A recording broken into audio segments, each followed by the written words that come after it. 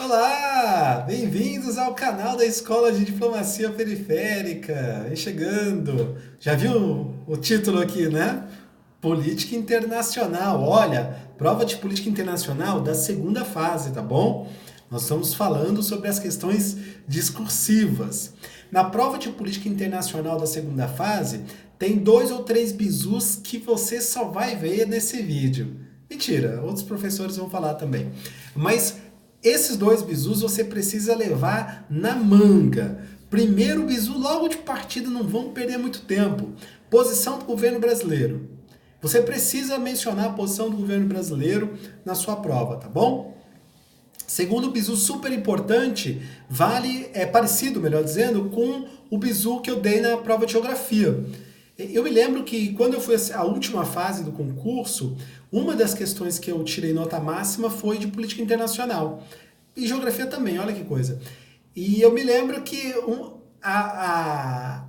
essa nota aconteceu porque eu lembrei de um texto que eu tinha lido sobre o tema. Então fica aí de bizu também, de antes de você começar a escrever, se perguntar qual texto, qual livro principal, é possível também que você tenha lido de diversas fontes, mas qual livro principal, qual texto você estudou sobre aquele tema que está sendo perguntado. Isso vai te dar a linguagem da prova, a linguagem da banca, tá bom? Então, 2 bizus logo de partida aí. Posição do governo brasileiro, você é uma pessoa que sabe onde busca, né? Notas à imprensa no site do Ministério das Relações Exteriores. É a nossa fonte principal. Depois, discursos do presidente da República, discursos do chanceler, do Ernesto Araújo, no caso de 2019, mas, sobretudo, notas à imprensa do Ministério das Relações Exteriores. Tá bom? Então, dados esses 2 bizus, vamos falar sobre forma e como a gente responde a nossa questão de política internacional. Bem, para variar, eu trouxe aqui o Capivara Cética, nossa referência dos candidatos aprovados ano passado, que gentilmente publicaram as melhores notas. E, como já era de se esperar, aqui também tem a técnica da ancoragem, viu? Aliás, a técnica da ancoragem serve para todas as disciplinas discursivas. Você já sabe o que é a técnica da ancoragem, não? Ó, eu vou assumir que você sabe. Se você eventualmente não sabe, volta lá no começo, não no começo da playlist, volta no começo desse bloco de forma. Eu acho que é o vídeo 90, 91. Aí tá lá no título, técnica da ancoragem. E aí já aqui eu já vou assumir que você sabe do que a gente está falando, tá bom? Ó, nós vamos ancorar, antes de abrir o caderno de resposta, a apresentação, e aí você sabe, né? Legibilidade, paragrafação, respeito às margens e, claro, estrutura textual, que é a organização das ideias do texto de uma forma estruturada.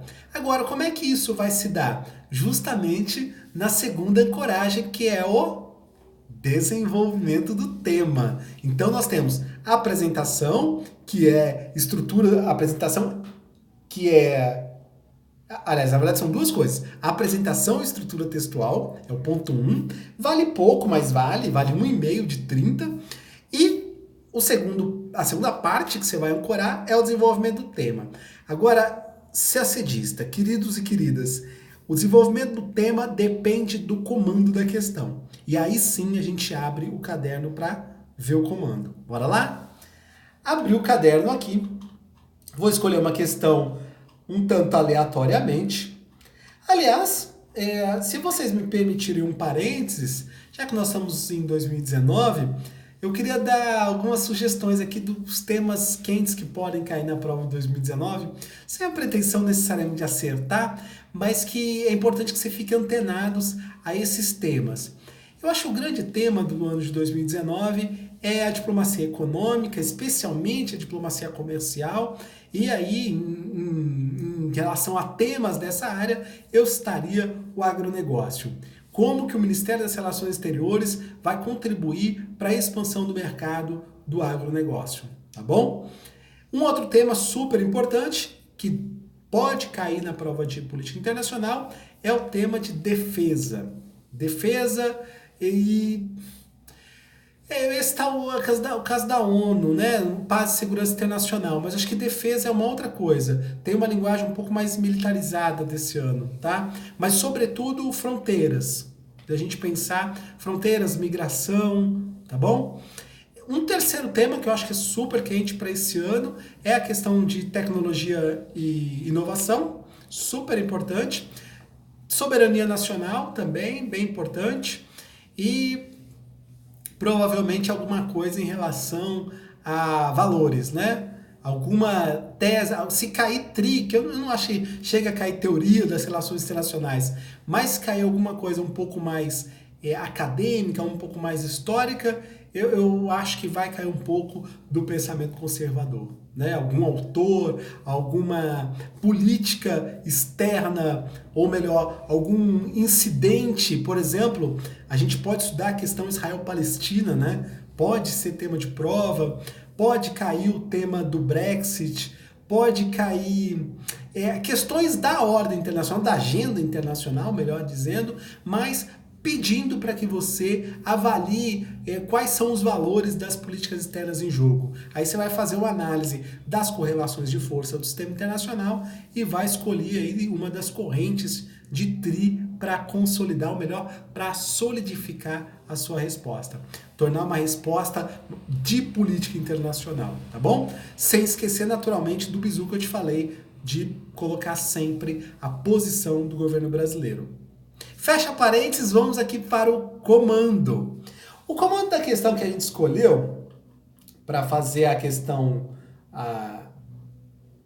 o nosso exercício, foi uma questão sobre a OMC, caiu no passado. Não me surpreenda que a OMC cairia esse ano de novo, sabe? Não, acho que não vai cair como caiu ano passado, uma análise do organismo internacional. Eu acho que cai alguma coisa do órgão de solução de controvérsias, especialmente do órgão de apelação, né? Dentro desse sistema, eu achei que cai um pouco mais específico. Aliás, o Brasil tem interesse na revisão dos mecanismos de revisão, de apelação, sobretudo na sua capacidade decisória, né, impositiva, digamos, mas isso é assunto para conteúdo, vamos falar sobre forma. A questão aqui, o comando ele é bem estruturado, vai nos ajudar bastante. Olha só, discorra sobre a atuação da OMC no contexto posterior à crise econômica de 2008, relacionando essa atuação aos seguintes aspectos. Antes de falar dos aspectos, ele já deu aí para você um parágrafo. Me permita voltar para você perceber esse parágrafo? Discorra sobre a atuação da OMC no contexto posterior à crise econômica de 2008, relacionando essa atuação, a atuação da OMC, aos seguintes aspectos. Então são os próximos parágrafos. Objetivos princípios da OMC, trajetória das negociações comerciais internacionais, tendência do protecionismo e aumento dos conflitos comerciais, proliferação de acordos preferenciais regionais e bilaterais, e quinto, perspectivas da OMC em relação ao desempenho recente do comércio internacional. Naturalmente, a questão também tem um texto de introdutório, um texto motivador. Bem, César, eu estou vendo, pelo que você disse, há uma questão no comando e há 5 tópicos que o examinador pede para nós relacionarmos. Então já dá para eu saber mais ou menos quantos parágrafos eu vou escrever, não dá? Tá. Nesse 6, né? Só para você não se perder. Basicamente 6. Primeiro parágrafo, uma paráfrase do comando. Beleza? O segundo parágrafo, você já vai responder aí, né? Aí você vai entrar, sim, nesse primeiro tópico, primeiro segmento que já está logo no título do comando, que é discorrer sobre a atuação da OMC no contexto posterior à crise econômica de 2008. Aí no terceiro parágrafo você vai discorrer sobre essa atuação em relação aos objetivos princípios da OMC. Depois, no terceiro parágrafo, trajetórias de negociações comerciais, passa para o próximo parágrafo para falar sobre as tendências do protecionismo e aumento dos conflitos. No próximo parágrafo, proliferação dos acordos preferenciais regionais e liberais. E No outro parágrafo, perspectivas da OMC com relação ao desempenho recente do comércio internacional. Para fechar com chave de ouro, a posição do governo brasileiro. Tá bom? Então, se eu não me engano, eu contei a cabeça aqui. Que é a paráfrase do comando. Inclusive, pode usar o texto motivador para te ajudar a construir um bom parágrafo. Aí já depois, aí são mais 5 parágrafos, porque cada um é um segmento do comando, mais a posição do governo brasileiro. Então não dá 6, gente, dá 7. Claro, sugestão de estrutura de texto. Nesse caso, são 5 segmentos de comando, mais uma introdução para você fazer a paráfrase e a finalização com a posição oficial do governo brasileiro. O que você achou?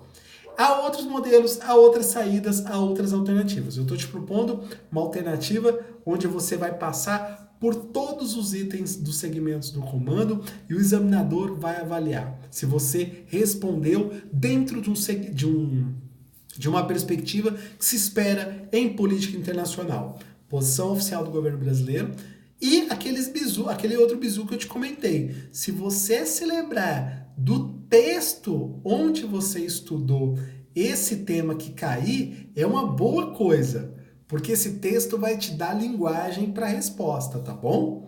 Se você não se lembrar também, tudo bem. É possível que você tenha lido em várias fontes. Então, utilize a linguagem da política internacional, tá bom? Então, posição do governo brasileiro e a linguagem dos termos de política internacional. Lembra, não é a prova de geografia que você fez no dia anterior, não é a prova de história do Brasil que você fez no dia anterior.